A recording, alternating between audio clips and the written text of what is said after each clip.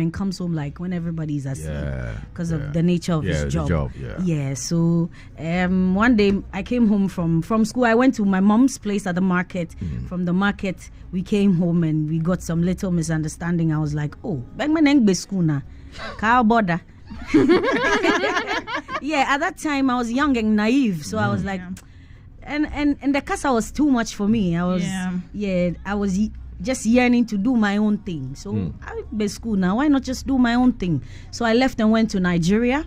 And you ran away and you went to Nigeria? Yeah. Wow. I didn't know anybody there. I don't have any relatives in Nigeria. Yeah, so I went to Nigeria thinking, oh, Edahokwa. Yeah, How was life in Nigeria like? It was a bumpy ride, but I enjoyed it. It forged me into being who I am today. Yeah, so the story that I read said you were born in Ghana, trained in Nigeria. Yeah. So what kind of training that you got that impacted or influenced who you are today? I got training in live band music in the sense that I got to work in places like Ritalori Hotel in Lagos and Abuja. I got to work in Transcorp Hilton in the Capital Bar. Oh, wow. I got to sing in Echo Hotel. Wow. I got to sing in I think Oriental Hotel. Yeah, I got to do live band. They give people opportunity to explore their talents, but I was a fixed artist singing at Ritalori Hotel, Lagos and Abuja. Wow. Yeah. Around what age were you around that time? I think I was like 19, 20. Yeah. I think 3 years after I came back to Ghana, and I was like, no, I don't want to go back. So my father was like, go to school. So I went to school at NAFTI. Yeah. I still you did some diploma over there. Yeah. What did you study? Broadcast journalism. I didn't want. You switched to wanting to be a.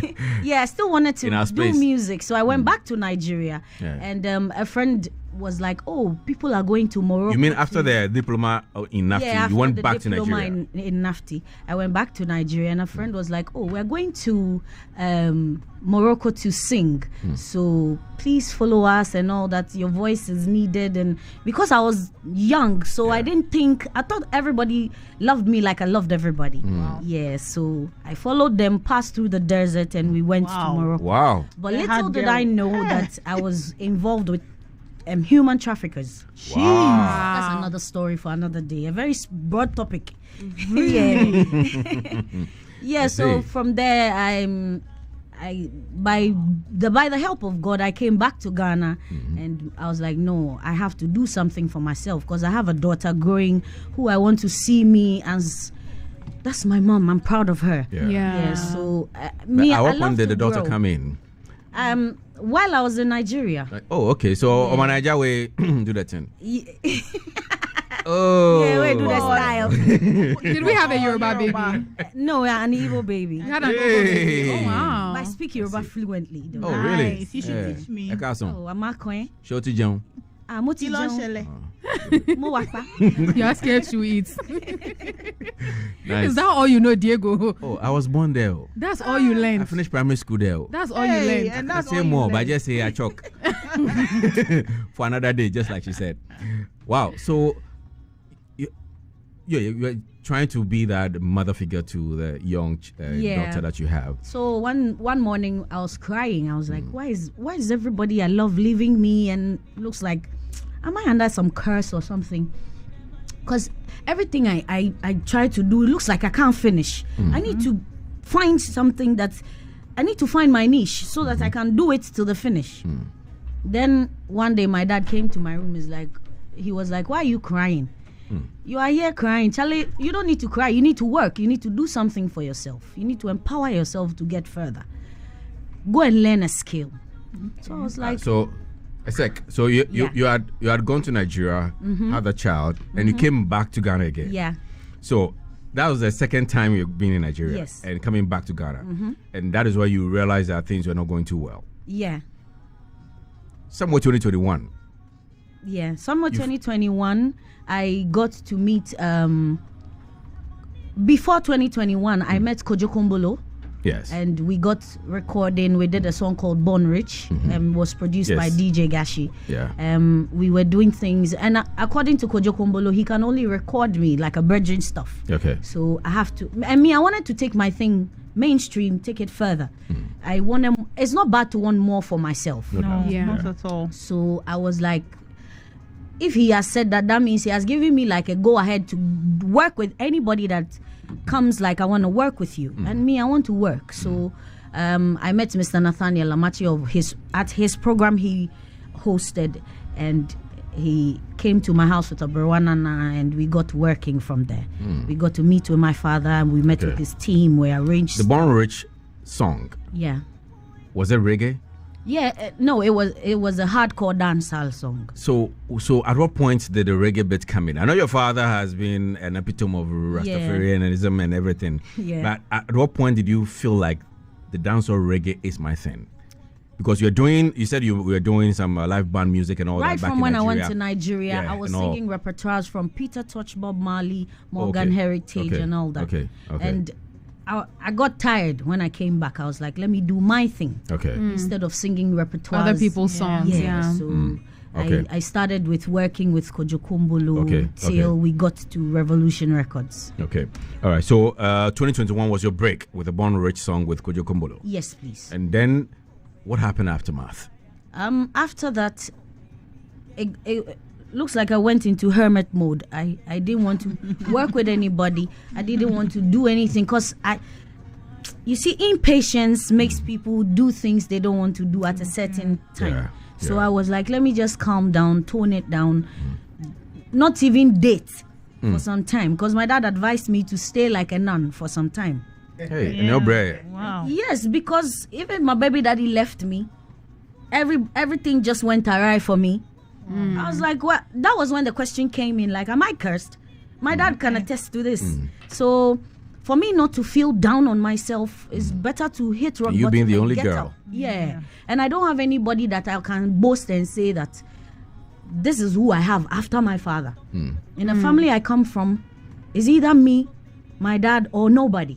Yeah. I see. Yeah. Apart from my parents, my mom and my dad, I don't have anybody. Honestly. Not even your speaking. brothers. Not any rich auntie or rich uncle Okay. to go and depend on, Okay. or when they say, Ken wafagboe, my yeni.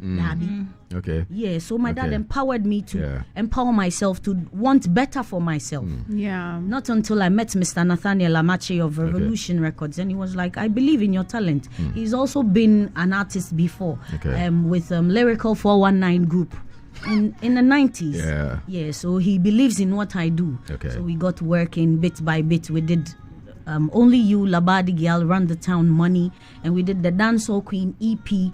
So he saw my journey through that, and we did the Queen of the Coast concert last year in August. Okay. Yeah. And the turnout was massive. It was a King Legacy banger. Was dead. It was there. Yeah. It You was, acclaim the Labadi. You want to be known as a Labadi girl. Also. yeah, Labadi Girl. Why? What about Labadi? My mom hails from Labadi. My mother is from Maliwe in Labadi. No, she's from Bobiwe. Her mother is from Maliwe. Yeah. And I love. and your dad is. My dad is from Adan. Okay. He grew up in Labadi. Growing up from Medina, where do we go to? Wanyala. Yeah, from Okay. 37. Oh, I hear the whole stretch of Basma. Medina land is part of the Ghana land as Yeah, well. So, lies like home away from home. And my grandmother recently passed on over there, so lies the only place I know. We go to Adamum, but then it's not a place we go like. What would you say is so stay there. special about Labadi though that makes you want to tie it to your own brand and your identity? The authenticity they bring, the people, the La people. If you get to know them and the spirituality and the way they do things, like bear, walk bear, like Wow. you understand. Thank you. I like that. There's some strength that wants me to The bear carry part. that name or that thing and associate it with my brand and say I'm from Labadi, I'm a Labadi girl. Yeah. Nice one. What would you say is the uniqueness of the name of the brand Aklerh? I'm real, mother road and authentic. that makes me Aklerh. I am me. You're real. I am real, mother road and authentic. Mother road. Break it down for me. Road. Please, some of us we no go Jamaica before, so break it down for us. Break it down. Mother road in the sense that in everywhere at the bus road, like if I step in the party, she mash up the place. My style is different. I represent as my authentic self. I'm not here to fake us. I want to be Lady Gaga or I respect that, but then I want to be myself. Yeah. What? So I also want to tell you that I think your voice has that uniqueness amongst all the ladies. Thank you. Do you believe in that? Yeah, I do. Okay, great. You tend to seem like you are the only dancehall reggae lady or artist in the space as we speak now. How does that make you feel? It makes me feel unique, like you said. Yeah. Makes me feel unique. Maybe all the time I left home and all that, it was just matching up to this day. To make me who I am. Okay. 2024, you drop an EP. Yes. How many songs are there? 6. 6. Are you okay with how it is doing in the space? You can't want everything at the same time. So I think for what it has done and it's still doing, I appreciate it. Okay. Yeah. All right. So one of the songs that speaking to Daddy, he made me aware that you love so much that you're pushing has to do with this one mashup that you did. What is it about? Tell us a little history about mashup. Mashup what inspired was the song? inspired by good vibes. Okay. Because 2024 was a bit rough. Like my previous journey had been rough and smooth and a bumpy ride. I wanted to step out of my shell and also show Ghanaians how versatile I am, not just with the reggae and dancehall. Okay. With the Afrobeats too, I can do Afrobeats. So now you are venturing into Afrobeats as well. Yes, I am. So let's take a listen to the song. When we come back, we'll talk more with Aklerh right here on Asaase, Artsy. Good vibes, all drinks on here. And we are sharing a drink right here in the studios called Chocolate in a Bottle. Listen, honestly, it tastes amazing. The fragrance of the chocolate smells so rich. It smells like authentic Ghanaian cocoa, not any of that hazelnut crap. And it tastes really good, very crisp, you know. Yeah. Very crisp. It's good for almost every dish. And I hear even the oily dishes, when you take it and have this, it takes away all that, that kind of thing. The greasiness. Exactly. It cuts through the grease. It's a nice pair. Anyway, so the song in the background is mashup from the lady Aklerh. What does Aklerh mean, by the way? Aklerh, warrior. Warrior. Hey, no wonder you've been fighting all your life. That should be winning, right? Oh, we're blocking. Guess what? I hear you are meddling with the 2 dancehall artists in Ghana. So you had said that Chatawale is a African dancehall artist. I mean, you support him. He's African. He's a big guy. And then I saw Stoneboy also with a story saying that, yes, you are the next big dancehall reggae artist in Ghana. So it looks like both of them are throwing their weight behind you. What did you do right? Nothing. Just be myself and say the truth. I said one time that Shatawale is the king, yes. But Stoneboy is like a god. Because he has outmastered his masters, sort of. What's the difference between a king and a god? Kanye West said something from a mob to a king, from a king to a god. Oh, okay. Yeah, okay. For me, the way I pray where I can't reach here, it's like a spiritual journey. And I think Stoneboy has jumped, like quantum jumped from that king post. Okay. You understand? To the god position. To a god position. Because performing on stages like Reggae Sumfest and all that. Wayabi. So I acknowledge that and I respect that. That's my dream. And he's living the dream. Okay. So I also transition from a dancehall queen to a dancehall goddess. Yes, Thank you. Soon. I mean, then right now, can we change that name now and then add the Labadi goddess, dancehall goddess or something? Yes, why not? Awesome. All right. Thanks. So, would you think that at this time, so 4 times our very own Rocky Dawuni has attempted the Grammys with a reggae song? Unfortunately, the 4th one just happened on the 7th Grammy Awards. He didn't get it. It went to Sheila Edie. Do you think or do you believe the reggae dancehall music we are doing in Ghana can take us there one time? Yes, one day? It can. Yes, it can. If Rocky Dawuni has been able in Ghana and taking it all the way to the Grammys, Vybz Kartel left jail like some couple of months ago and went straight to the Grammys. Yeah, Ghana Reggae Dancehall has a bright future because Rocky Dawuni in his sweet self has left an indelible mark. If they call people we go Grammys, in them be like one of the first people. Yeah, so why is it always been Lucky Dube and what am I saying? Rocky Dawuni and not the king and then the god you've been mentioning? The Stone Boy has been to the academy, so we pray that eventually he'll break the ice and enter into the. When should you look out for Aklerh's name being nominated in the Grammys? During the course of time. Yeah, I believe in God and time. Okay. Yeah. All right. Awesome. But what do you think is missing from the music that makes it not qualify for certain things? So, for example, when it comes to the mainstream music space, right now they are jamming to a lot of Afrobeats, Amapiano, and other genres, but they don't really pay much attention to the Afro dancehall. And when you even go to Stone Boy's albums that he's released, the mainstream songs are closer to Amapiano and Afrobeats than they are to reggae dancehall. They are just delivered in patois and other local languages. So what do you think is that missing element that's making us miss out on having more of dancehall in the mainstream? I won't say something is missing. We're going through a certain timeline, and for now, Amapiano and Afrobeat, like you rightfully said, is in trend. Very soon it will also go out of trend. Yeah, it's just a matter of time. Yeah, maybe as we're speaking, a year from now things might change.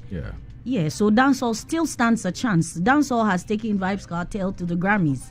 And we shouldn't belittle dancehall in Ghana. We should give many artists, especially reggae dancehall artists, a chance to show what they have. But you see, with reggae dancehall artists, there's a stigma around them. They look at them like, oh, the natty dreads, and they just link everything to Mary Jane consumption and act like these people are rowdy people. You know, how do you think we can break the stigma and make them more accepted in order for the music to go far? Morgan Heritage said you don't have to dread to be Rasta. If we can see beyond the veil of not being dread to be Rasta, I think we can do more. And I'm with the genre I'm doing is hard. Like Stone Boy wrote on Twitter a while ago, like some weeks ago, and said he's sending his love and respect to me because of what I'm doing and the kind of genre I find myself in. And the space is hard for men, but it's harder for women. So as I am in this space, I'm just doing what I can do and hope and pray that other people will attract and support what I do. Yeah. Okay. So I'm happy you mentioned a bit of you venturing into a bit of Afrobeat. Is it because it's in trend, or you think it's a way of also adding on to your repertoire, or probably your skills in music? Yeah, like I said earlier, I'm showing Ghanaians how versatile I am. Okay. If you watch some of my live band performances on YouTube, you see how I deliver and do my thing with my craft and all that. Okay. So it's not because it's in trend, that's why I'm doing it. I am adding it up to my catalog. Okay. Yeah. All right. You know the man seated to your left side? I've seen him, but I don't know his name. So. Okay. He's a legendary JMJ music. Oh. The one who handled Khaki. Wow. Exactly. Yeah, my dad mentioned him a while ago. Oh, okay. So that is him there. JMJ, please meet Aklerh. I'm handing over Aklerh to you as a protege.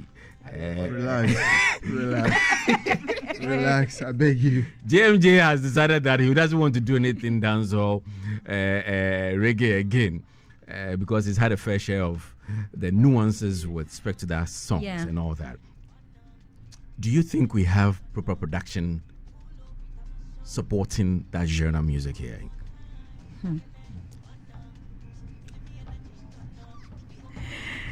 With the production, me with my experience, let me talk for myself. I don't know about other artists. Go ahead.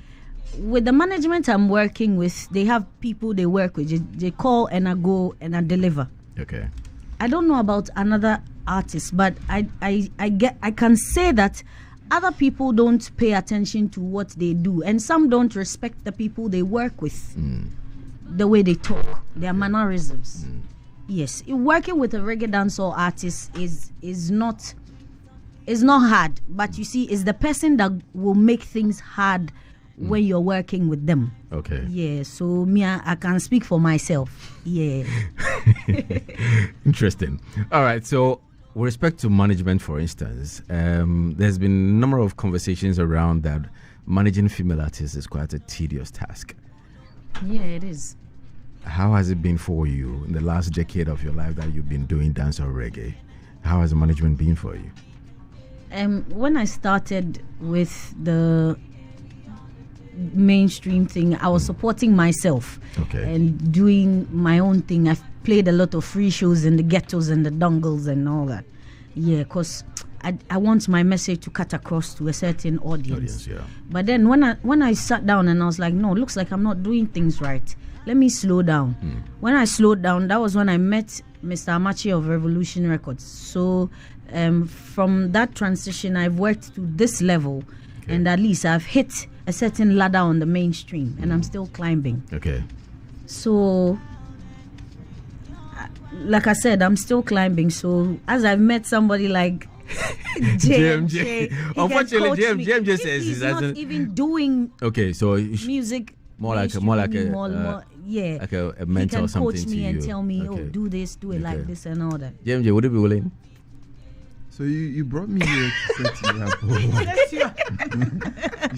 You see why getting me here is very difficult now, because you just bring me to this beautiful woman, and then you just. Oh, I told you she was coming. Yes, but then on the phone. You didn't tell him you were setting him up. My conversation is for streaming. Yeah, but since I was you are just here, first to of talk all, about streaming, the dad and I are super cool.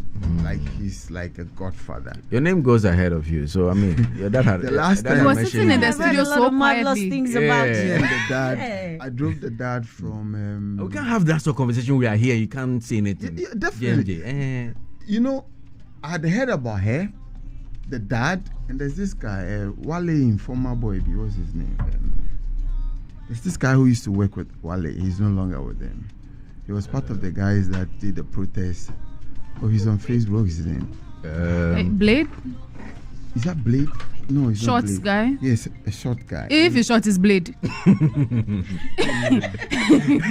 Every blade is short and short. Blade in particular is very short. I think he's been sharing his stuff on my page. So I had a chance to aside the father.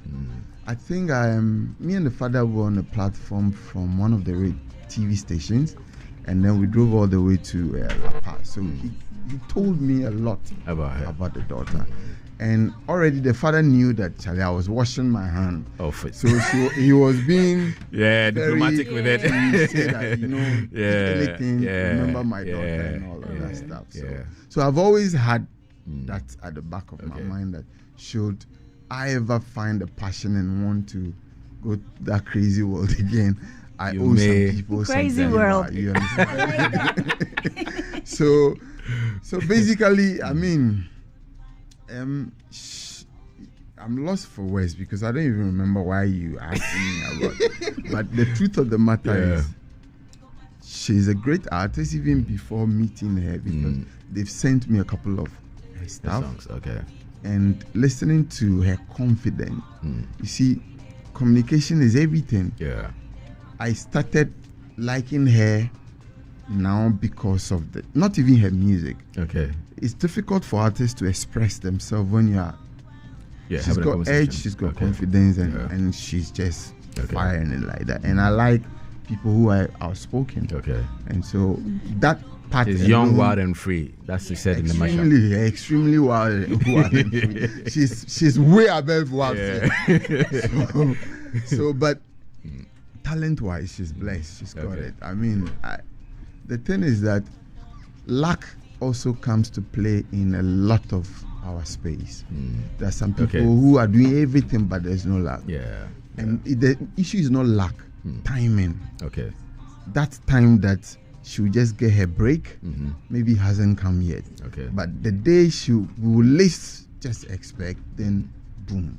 Okay. All right. So what I'm saying is she should not get tired. Okay. She should keep doing it. Okay. Keep doing it. Keep doing it. One day she'll just sleep and wake up and like, they're talking about you. You are the next thing happening. She didn't even rest. I am a set Dayesun. Obinya nimyo aje. Okay, the legendary Freddie Ma just joined us as well. Fred Chimensa. So before I let Freddie Ma say anything to you, the piercing, is it painful? Is it a style you want to be noticed? It's my for? style. Your style? Yeah. It's not painful? Oh, nah. You see? I did it a long time, so Hey. you have 21 of them. 21? Yeah. All on your face? No, not all on my face. All on my body. Okay. The other part to be discussed. I'm ready. Yes. The beautiful Aklerh is here. You want to say something to her? Oh, yes. Aklerh, I think we met a couple of times then. Okay. Last time was about 2 weeks ago. Yes, please. Remember? Yes, please. At the Koalis place. Yeah. Is she the daughter of Daddy Bosco? Yeah. Okay, so music runs in the family. Yeah. Fortunately, she's gotten all the attributes of a budding musician in terms of the female aspect. Yeah. She's doing dancehall or dancehall, reggae, and then now added Afrobeat. That's very nice of her. She has a father who is already in the business. Very, very. Like Freddie Ma has Chimensa. The father is very good in terms of communication, business strategies, how to market an artist. So definitely all these kind of ingredients will be given to her, right, to cook the best of meal for people to consume. She's gone through the rudiments, gotten the voice, gotten the looks. Now is the marketing, how the marketing goes. Since their father too is very good in marketing, definitely you push her through that aspect. You have no idea how he was talking to me, like always back and forth, how to get head, and then how to do this, how to do this. Oh yes, like he's very particular. Details, so definitely. You've got a great dad, no doubt about it. Yeah, no. For your being here on Artsy is gets your dad. Let it go astray. However, what pertains in our environment in terms of women in music, especially the kind of genre of music that he's chosen, is the limitation that's been placed on them.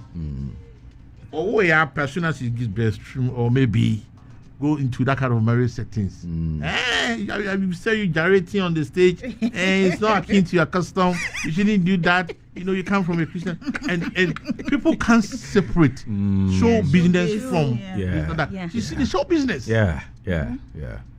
Okay. And that is that's my fear here. We don't want let women grow. Okay. In fact, that's what I mentioned. I talked about your management, for instance. The last of the women who comes into that kind of general business who died was Arama Bedu. Since then, all of them, they've all escaped. They've all left the place. In terms of how they are going to play the crafts. So that kind of genre of music. Okay. Godmother Shega, is she still in? Yeah, she's still. Yes, I mean, those are the proponents of that kind of genre of music. And your artist, Kaki. I wish her all the best. She's good. Okay. And I like her costumes that she wears to programs in terms of how she performs. The sky is not the limit, but the heavens, definitely she'll blow. All right, Aklerh, you blow. Amen. What are we looking out for in the year 2025 with respect to your music? We're cooking a pot of soup. Yeah, we're cooking an album. So very soon. Oh, so after the EP, 2024, 2025, you're looking at an album. Come up with mashup, and mashup is going to be on the album. Okay, yes, okay. So how many songs should we anticipate is going to be on there? 10 songs or 12 songs. Wow. Yeah, okay. I have songs like Kuntunumu, Shiva, Amele, and all that. Oh, okay. Okay. All right. I see. So tentatively, what period are we looking at in the year 2025 for the album to be well cooked? In the course of before the year runs out, we'll bring it out. Okay. Yeah. All right. So people want to know who you are.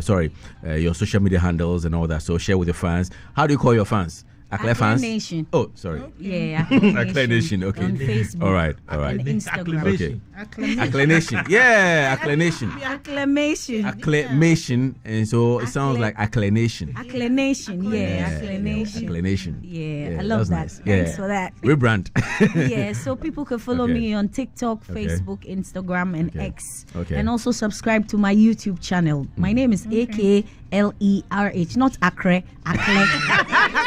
Please, why you go? Ochon, me Yeah, check your name. Yes, that will be it. Oh, okay. Some of these people who are probably with N. Yeah. Blanc blade. All right. Thank you very much for passing You're through. Wish you all the welcome, best. And yes, that was the Labadi girl we're talking. Party people! Step back in time and immerse yourself in the nostalgic tunes of yesteryear. It's 2 hours of ultimate collection of mega hits and bangers.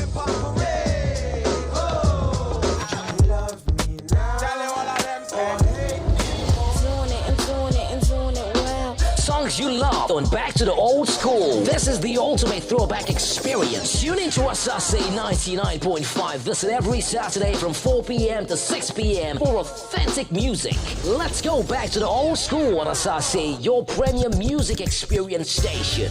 Asaase, the voice of our land.